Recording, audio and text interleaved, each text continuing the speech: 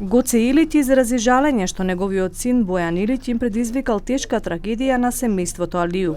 Како што е познато, како последица на удар со возило во сабота вечер во Куманово, 4-годишното дете Алмир и неговото семејство беше удрено од Бојан Илиќ.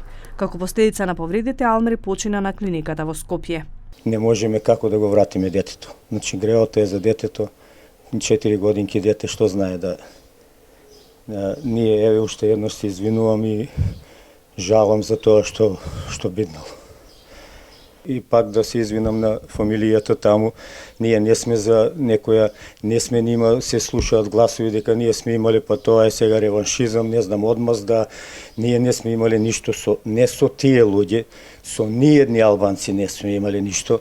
Според него, надлежните институции треба да го решат случајот и да му изречат соодветна казна на неговиот син. И од семејството Алију порачуваат дека надлежните се тие кои треба да го решат случајот, а сторителот на кривичното дело да добие максимална казна според законот. Ова се случи случајно и нема врска со националноста. Со други зборови да кажам, лицето не било ни дрогирано. Ова е еден личен случај меѓу двајца инволвирани во оваа трагедија. Бараме од институциите на правдата да му изречат максимална казна на сторителот.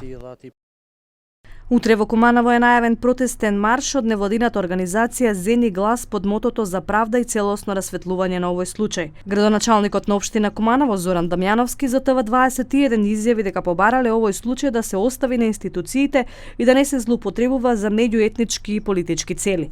Трагичниот инцидент се случи во саботата вечер по расправија за чекање ред за контрола пред амбулантата во Куманово.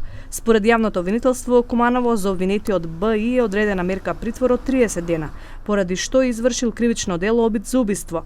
Од обвинителството исто така истакнаа дека обвинетиот со автомобил марка Мерцедес ги прегазил тројцата членови на семејството Алију, при што 4-годишниот Алмир се здобил со тешки телесни повреди на кои им подлегнал пред 2 дена на клиниката во Скопје.